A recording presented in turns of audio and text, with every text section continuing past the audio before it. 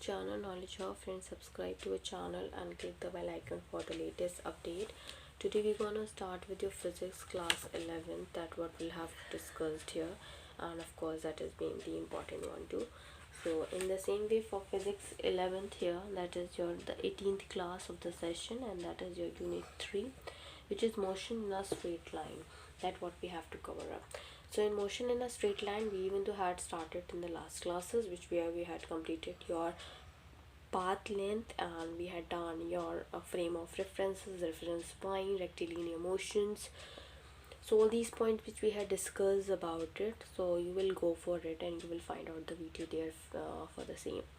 So before starting with this, it's a huge request to all the viewers to please go ahead with like, share and subscribe, so that many and maximum people can get the information at once, and even though you can also enjoy the video as well.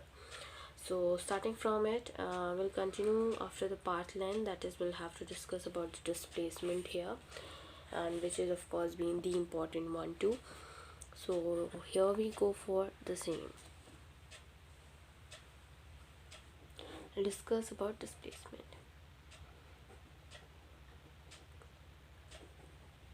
In terms of displacement, that is, it is useful to define the another quantity, displacement, as the change in motion.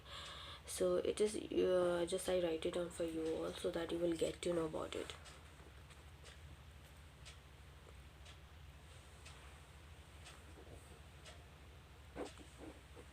It is useful to define another quantity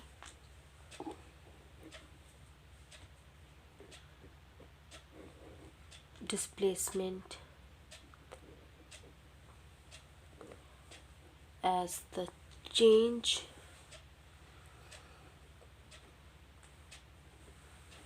in motion or change in position.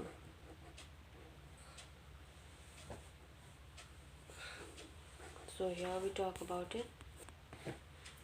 So with the same here, that is your with let x1 and x2 be the positions of an object at a time t1 and t2. Then its displacement denoted by delta x in time tt. Delta t is just t2 minus t1, is given by the difference between the final and the initial position, and that can be written as delta x, which is change in distance here, equals to x2 minus x1. We use this Greek letter delta that to denote the change in the quantity here. So for the same, if x2 is greater than x1, then your delta x is your that is positive, and if x2 is less than x1, then your delta x will be negative here. So displacement had both magnitude and direction. So displacement is a vector quantity. You can just write it down. Displacement is a vector quantity. Okay, so displacement is a vector quantity, where in that such quantities are represent the vectors as well. As I told you, you will read about the vectors in the that is in the next chapter. We'll discuss about in the detail here, but today you have to consider this much only. In the same way, you will presently we are dealing with motions along with a straight line, that is also called rectilinear motion, and that I had explained in the last class in the detail. Only in one directional motion, that there are only two directions. So in one dimensional motion there are only two directions, backward and forward, upward and downward, in which an object that can move, and these two directions can easily be specified by plus and negative sign, that is minus sign. For example, the displacement of the car is moving O to P is like delta x, x2 minus x1, so it will be plus 360 minus 0, that is plus 360. The displacement has a magnitude of 360 meter and is directed in the positive x direction as indicated by a plus sign. Similarly, the displacement of the car P2Q, which is 240 minus 360, so which will be minus 120.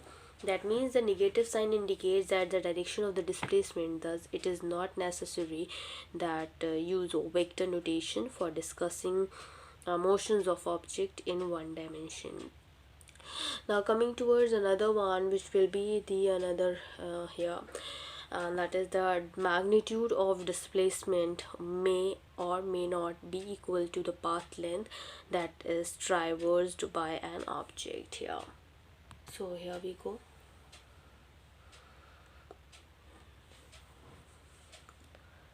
The magnitude of displacement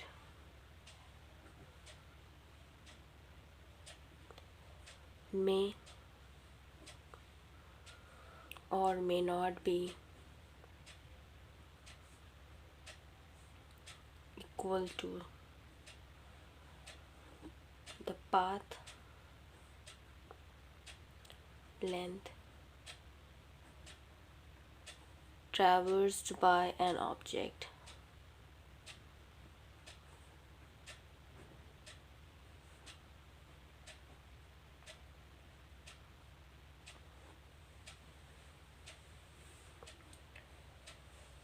The magnitude of displacement may or may not be equal to the path length traversed by an object here.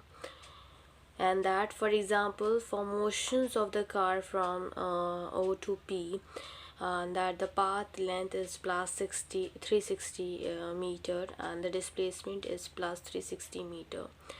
In the case that the magnitude of the displacement 360 meter is equals to the path length, which is 360 meter, but consider the motion to the car from 0 to P and back to Q. In case the path length equals to plus 360 meter plus 120 meter, that will be equals to plus 480 meter.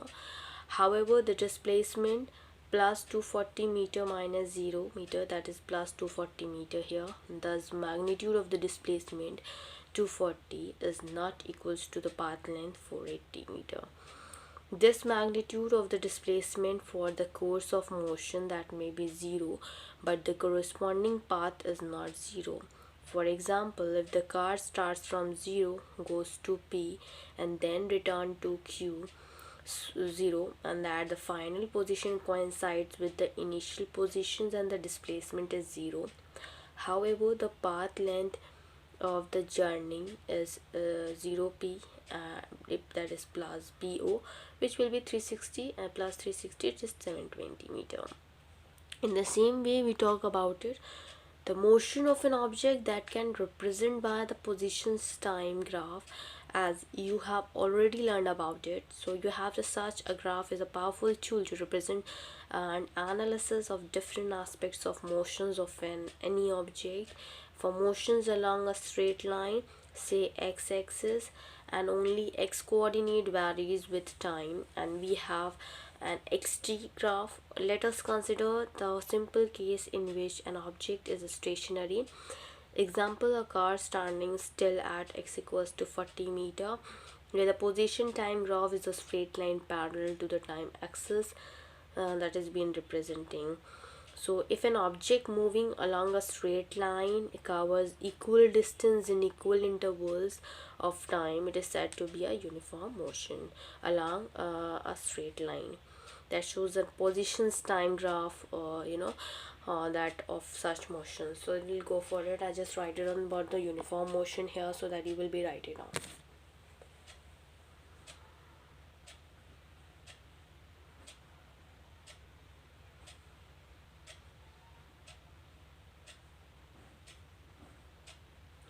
So about the uniform motion, it will be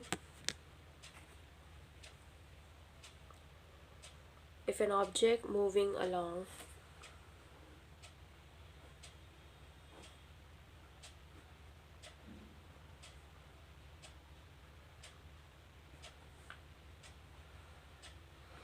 If an object moving along the straight line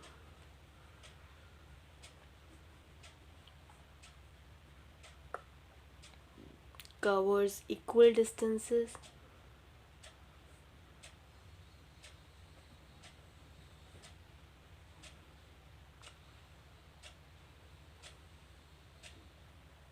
in equal interval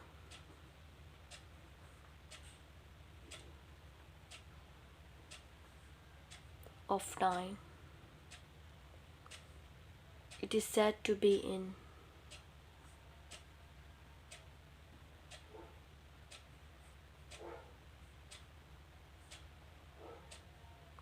uniform motion.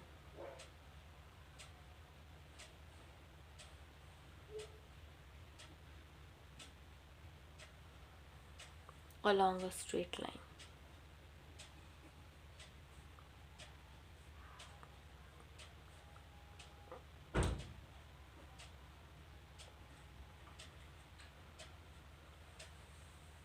So we go for it. Now here we go.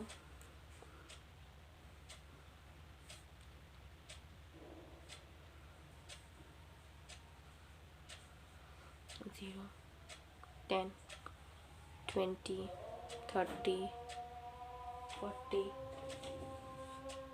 50, 60. This is of f of t of s. This is the another one which we'll be having is 20, 40 in m, which is x. So for the same, we go here. Here theta equals to 0 and the velocity is equals to 0. That is it means that is in the rest. So here we have position time graph of stationary object. This is position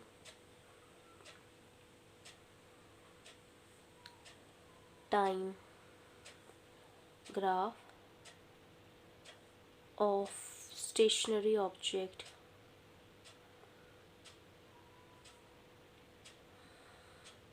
So the graph will be representing like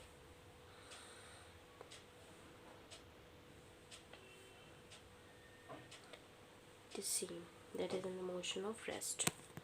Now another graph, the position graph we have.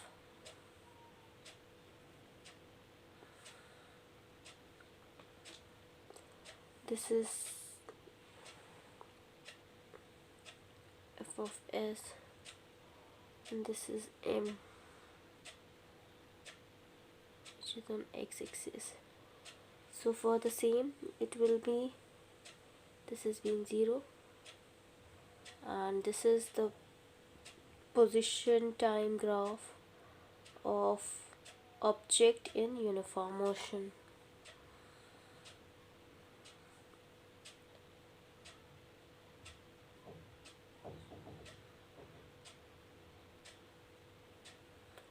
So what it represent here, it will be in the uniform motion, starting from this to the end. So here it is also been theta, here it is also been making theta. So this is what it will be, and here for the x-axis it will be 10, 20, 30, 40. So for the same, this makes theta. Like for here it will be 10, 20, 30 or 40.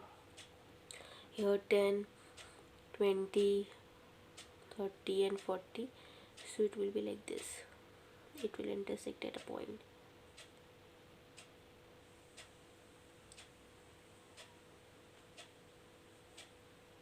Okay. So that what it will be in the uniform motion. Now coming towards the third graph that we have here, it will be the position time graph of a car. So we go for it.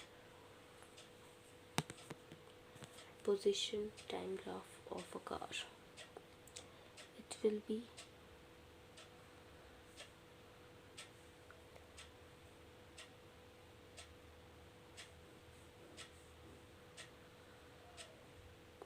so here it will be 0, 50, 100, 150, 200, 250, 300 and 350. So here it will be 2, 4, 6, 8, 10, 12, 14, 16, 18, 20, 22, which is of Fs and the duration. The graph is on position time graph of a car. It will be here. This has been representing the x in m. So for the same, it will be tan theta equals to velocity or retardation, and which will be in the phi.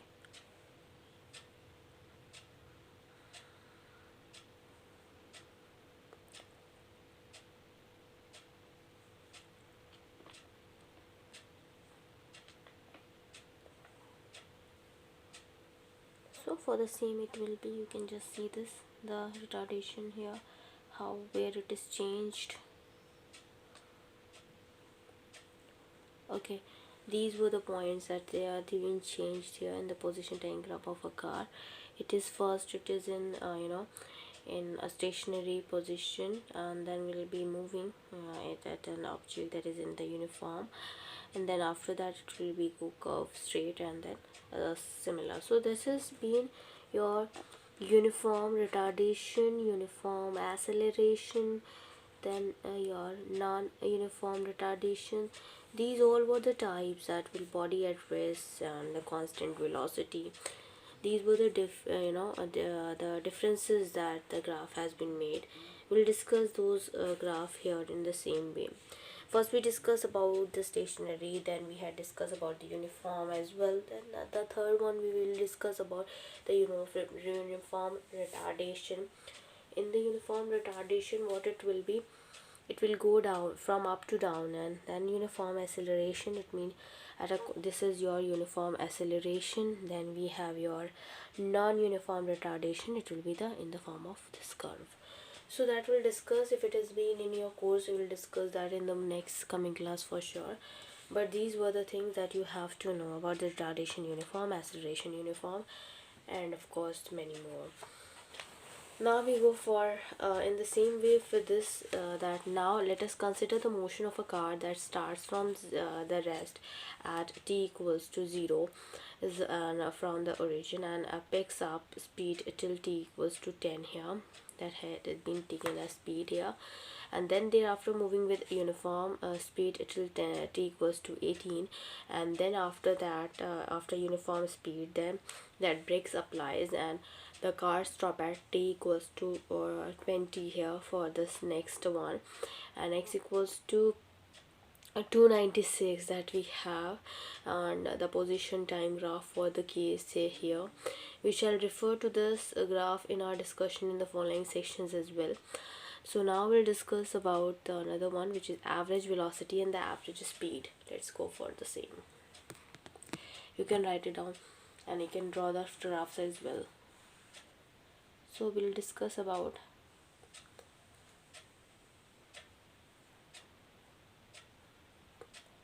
average velocity and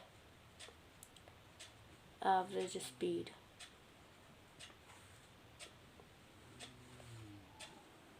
So in the same way, for the average velocity and the average speed, when an object is in motion, its position changes with time, but how fast is the position changing with time, and in what direction? To describe this, we define the quantity, which is average velocity.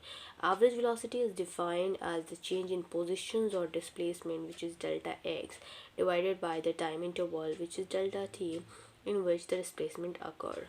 So just we write it down, and then after that we'll discuss the further for average velocity.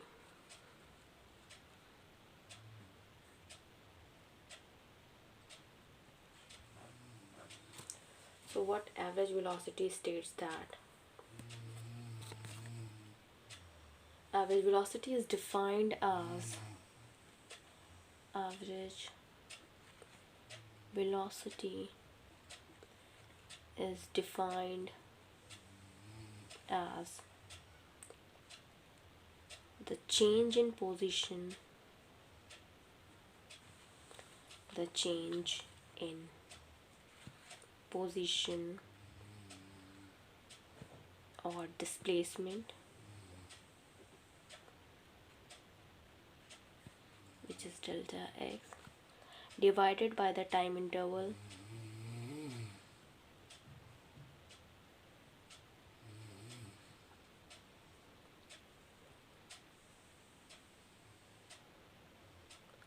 which is delta t, in which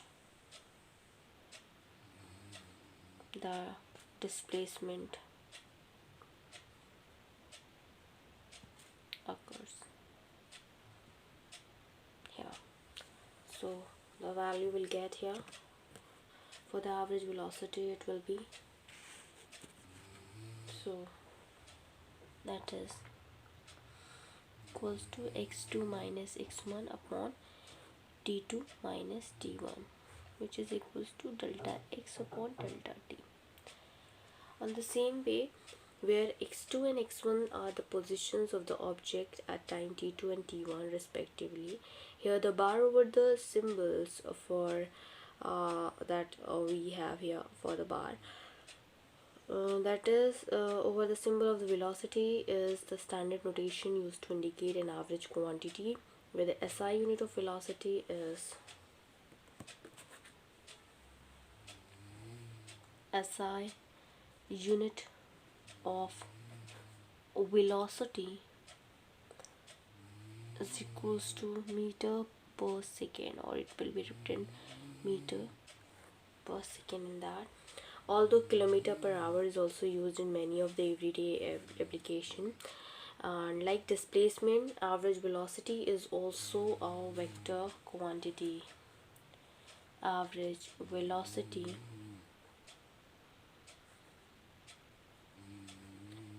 is also a vector quantity.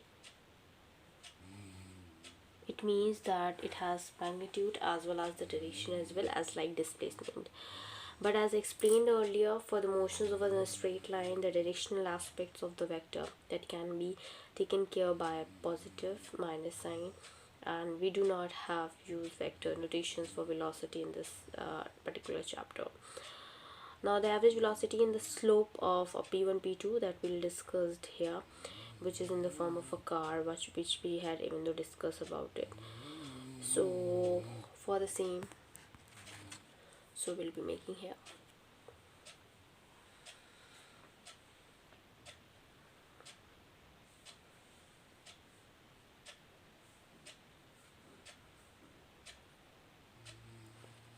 this is from 0, 1, 2, 3, 4, 5, 6, 7 and 8. Okay, so on the same way it will be time second here,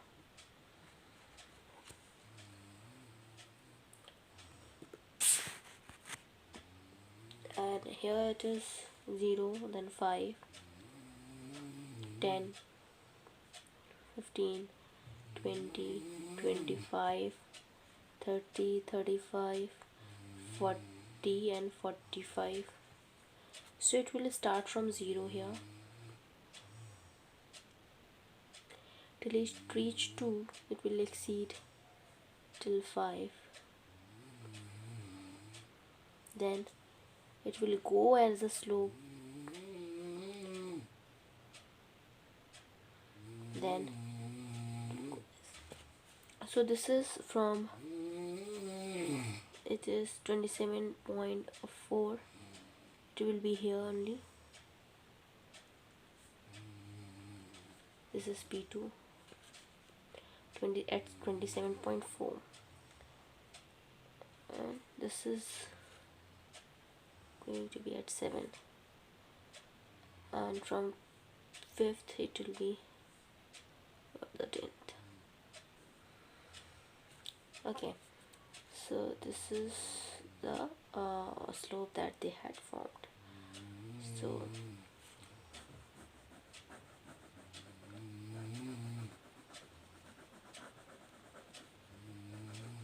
this is the one area, and the another area which we have here is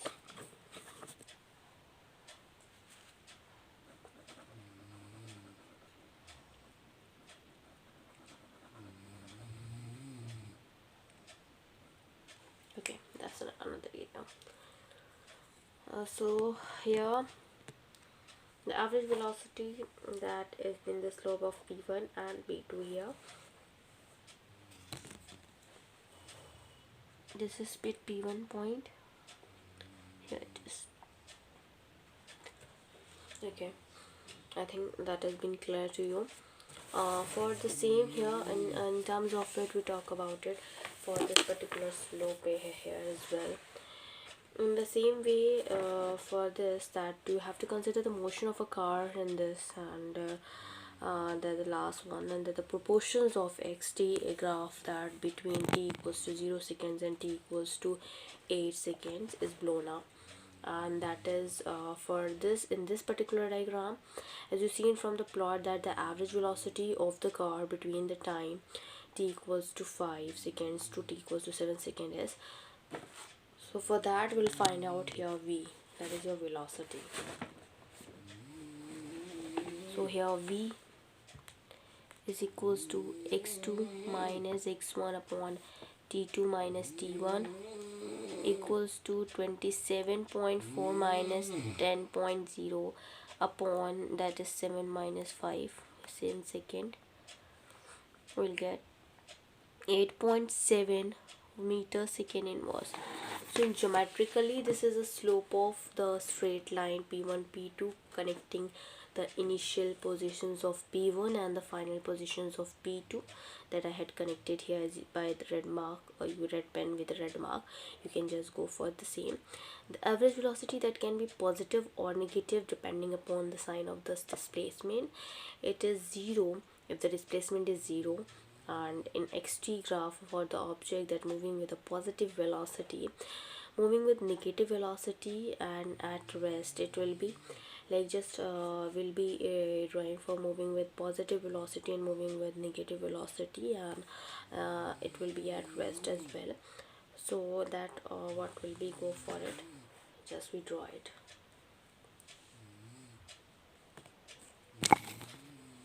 So here we go. This is at t 0 and this is for x. So this is for positive velocity. This is t 0x. This is for negative velocity, and then another we have here at rest t equals to 0, and this is for x. It will be, this is for at rest. Okay, these were all here for that what we'll have to talk about it. So here this is for the position time graph for an object that moving with velocity, and moving with positive velocity, and the moving with negative velocity, and at rest. Average velocity as defined above, involving all the displacement of an object. We have seen earlier that the magnitude of the displacement be different from the actual path, and that describe the rate of the motion over the actual path. We introduce another quantity that is called average speed here. So what is average speed, that what we'll have discussed here. We'll discuss that in the next coming class, and that will be another important, because we have to discuss the many more that is topics as well, which we have to discuss here. So we'll discuss that in the next coming class, which is in the 19th class. So here we're gonna end up with thank you. Hope you enjoyed this video. If you like this video, please give a thumbs up and give a suggestion on a comment box. Please like, share and subscribe our channel so that many and maximum people can get the information at once, and you can also enjoy the video as well. Other than that, we had done your chemistry class 11 part 1, and we are dealing with the chemistry part 2. In physics we are dealing with the part 1, and we had done quantitative aptitude we are dealing with, which is we had started with arithmetical ability. In that we had done your 16 topics. We are dealing with the CPNST, we are dealing with the DBMS, we are dealing with English vocabulary, we are dealing with ER diagrams. In terms of we had done your reasoning, which is verbal reasoning and the non-verbal reasoning. Coming towards your physics here, we had in part 1 we had done your physical world, that is the unit 1. In physical world as well we had done your what is physics, scope and excitement of physics, physics technology and the society, fundamental forces in nature, nature of the physical law. In unit 2, which we had done units and measurement, that has been the introduction, the international system of unit, measurements of length, measurements of mass, measurements of time, accuracy, precision and instruments and the errors in the measurement, significant figures, dimensions of a physical quantity, dimensional formula and the dimensional equation, dimensional analysis and its application. Unit 3, which we have to cover up, we had started with, that is motion in a straight line, where we had completed the introduction, position, path length and displacement. Average velocity we had done, and average speed we have to start with.